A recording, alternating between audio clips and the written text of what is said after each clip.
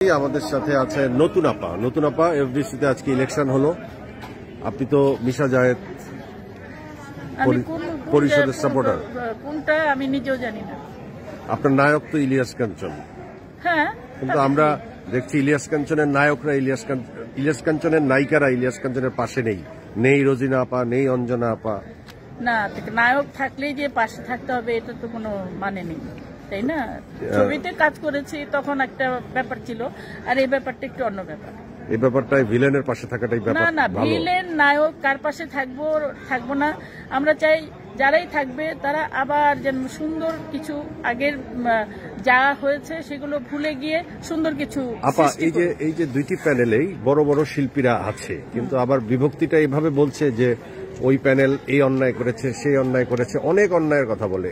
তাহলে ওই প্যানেলে এত সিনিয়র আর্টিস্টরা, রোজিনা আপার মতো আর্টিস্টরা, অঞ্জনা আপার মতো আর্টিস্টরা, দীপজল ভাইরা, সবাই, আপনারা তো সবাই ওই প্যানেলকে সাপোর্ট দিয়েছেন, মিশা জায়েদ ভাই প্যানেলকে। তো সেইখানে তাহলে আসলে ক্ষতিগ্রস্ত কারা? আসলে কি আমাদের এটা মানসিক দ্বন্দ্ব, নাকি আমরা আসলেই কেউ ওই সংগঠন দ্বারা ক্ষতিগ্রস্ত হয়েছি? আপনার কি মনে হয়?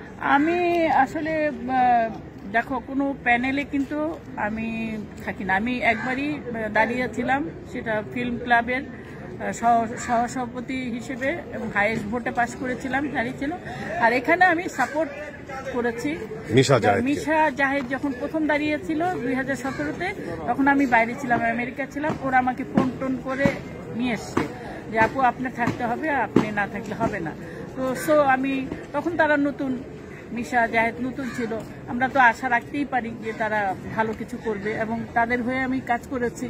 আমি অনেক মানুষের কাছে, নাচের ছেলে মেয়ে, ফাইটারদের সবার সঙ্গেই বসেছি, এবং ওদেরকেও বলেছি যে এদেরকে দাওয়াত করে খাওয়ানো, এদের সামনে বক্তব্য রাখা, এবং তোমরা তাদেরকে আশা দিবা যেন ভালো কিছু করা। আপা, এই যে একটি কথা উঠলো যে ভোট টাকা দিয়ে কেনা যায়, বা 2000 করে টাকা দেওয়া হচ্ছে, নিপুণ বলছিল, কিংবা টাকা হোক, গিফট হোক, শিল্পীরা কি মানে এরকম ছোটখাটো টাকার সাথে শিল্পীদের নাম জড়ানো কি সম্মানের সাথে জড়িত না?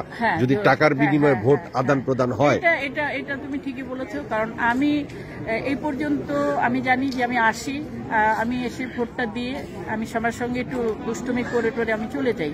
তবে আমিও আশা করি না যে টাকার বিনিময়ে ভোট হোক, কারণ শিল্পী আমরা এখানে যারা আছি সবাই কিন্তু একই পরিবারের। হ্যাঁ, কাউকে ছেড়ে কেউ কিন্তু কাজ করতে পারবো না। কিন্তু একটি শিল্পী সমিতির ইলেকশনে যদি কোটি টাকায় লেনদেন হয়ে যায়, তাহলে পরবর্তীতে সেই ইলেকশন তো আরো অনেক কঠিন হবে।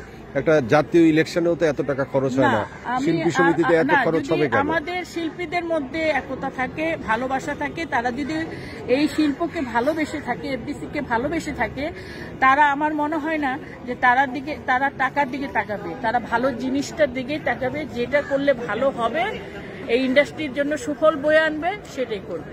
আপা, আপনি কি মনে করেন, যদি মিশা জায়েদ প্যানেল না এসে ইলিয়াস কাঞ্চন নিপুণ প্যানেল আসে, তাহলে কি পরিবর্তন আসতে পারে? সেটা পরে জানানো হবে, কারণ আমি বলি পরিবর্তন তো অবশ্যই আনানো হবে, কারণ আমি আমি একজন সিনিয়র হিসেবে আমি জোর গলায় বলতে পারি যে অবশ্যই অনেক কিছুই চেঞ্জ হবে, এবং নতুন যা দরকার, যেগুলো আমরা আশা করেছি, যেগুলো হচ্ছিল না, সেগুলো করার চেষ্টা করব। তাহলে তো আপা দেখা যাচ্ছে আপনি সাপোর্ট দিয়েছেন মিশা জায়েদকে, কিন্তু মনে মনে চাচ্ছেন যে ইলিয়াস কাঞ্চন নিপুণ আসুক। না, আমি কাকে সাপোর্ট দিয়েছি সেটা বলি। আপনি তো বললেন একটু আগে। আপা, আমি বলেছি 2017-তে যখন ওরা আমাকে এনেছে, তখন তাদের সাপোর্ট দিয়েছেন। এবার তাদেরকে আপনি তাহলে সাপোর্ট দেন?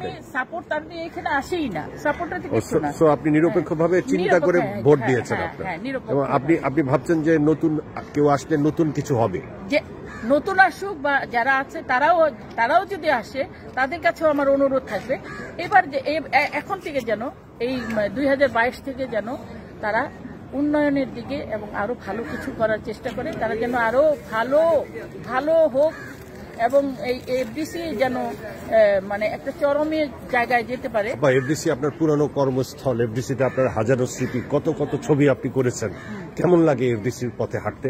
আমি আসি না, আমি সত্যি কথা বলতে এই আজকে কয় বছর পরে আমি আসলাম। আর আমার একটা দুঃখ আছে, যে দুঃখটা হলো যে এখানে অনেক সময় দেখি যে বলা হয় যে শিল্পীদেরকে ঘরে ঘরে টাকা দেওয়া হয়। তো আমি কিন্তু আজ পর্যন্ত কোনো টাকা পয়সা পাইনি। প্রত্যেকটা শিল্পীর ঘরে ঘরে টাকা দেওয়া হয়, যদি দিয়ে থাকে তাহলে আমার মনে হয় যে তার সিগনেচারটা অবশ্যই থাকবে। যদি যারা যারা টাকা পাবে নিয়েছে তাদের সিগনেচার থাকবে না। তো আমি কিন্তু আজ পর্যন্ত কোনো টাকাও পাইনি এবং আমার কেউ। একটি প্রশ্ন, সবাই বলছে যে নিপুণ ইলিয়াস কাঞ্চন প্যানেল আসলে হিরো আলম সদস্য হবে এবং আরো 164 জন বা আরো কম যে সংখ্যাটি বাদ পড়েছে তারাও তো সদস্যপদ ফিরে পাবে, নতুন সদস্য হওয়াও সহজ হবে। সদস্য সংখ্যা বাড়লে শিল্পীদের স্ট্যাটাস বা শিল্পী হওয়ার যে যোগ্যতা জায়েদ খানরা যা বলছিল মানদণ্ড, সেটা যদি কমে যায় সেটা কি চলচ্চিত্রের জন্য সুফল হবে? না, এটা তো অন্যদিকে গেল, এটা অন্যদিকে গেল। কারণ হলো কি, হিরো আলমকে নিয়ে অনেকেই অনেক কথা বলে। আমি এই প্রশ্নটা আগে বলি। হিরো আলমকে নিয়ে কিন্তু খুব আলোচনা সমালোচনা করতেই থাকে। আমি বলবো মানুষ হিসেবে হিরো আলমের দোষটা কোথায়?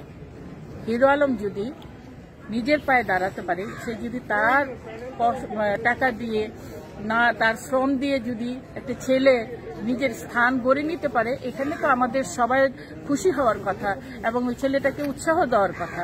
এখানে ওই ছেলেটাকে সবসময় দেখি যে তার চেহারা কালো বলে সে গরিব বলে সে মানুষ না, সে তো মানুষ। তাকে কেন আমরা অবহেলা করব? তাকে কেন আমরা আমাদের শিল্পী সমিতিতে করব না? কেন? কি জন্য? সে তো শিল্পী। আর যেই শিল্পীরা বাদ পড়েছে, যারা অভিযোগ করছে, সবাই না, যারা অভিযোগ করছে তাদেরকে না হবে। তারা এইবার ভোট দিতে পারে না, ইনশাল্লাহ নেক্সট বার ভোট দিবে যদি আল্লাহ তাদেরকে সহি সালামতে রাখে, ভালো রাখে, সবাই ভোট দিবে। একটা শিল্পীও বাদ যাবে না, এখানে কোনো শিল্পী বাদ যাবে না। কারণ এরা আমাদের পুরনো শিল্পী, আজকের না, এরাই আমাদের সবকিছু। ইলিয়াস কাঞ্চন যদি হেরে যায় আপনি কষ্ট পাবেন না? কারণ আপনি তো তার সহশিল্পী। না, সহশিল্পী হলেই যে কষ্ট পাবো এটা কেন হবে? সহশিল্পী তো অনেকেরই, আলমগীর সাহেবের, রাজ্জাক সাহেবের, ওয়াসিম সাহেবের, কাঞ্চন সাহেবের, জসিম সাহেবের, অনেকের সঙ্গে কাজ করেছি। তো হার জিত আছে, হার জিত থাকবে, এটা মেনে নিতে হবে এবং মেনে নিয়ে গিয়ে সুষ্ঠুভাবে দুইটা প্যানেলই যেন এক হয়ে সুন্দর কিছু করা যায় সেই চিন্তা করতে হবে। এইসব রেশারেশি জেদাজেদি করে কোনোদিন উন্নয়ন করা যায় না।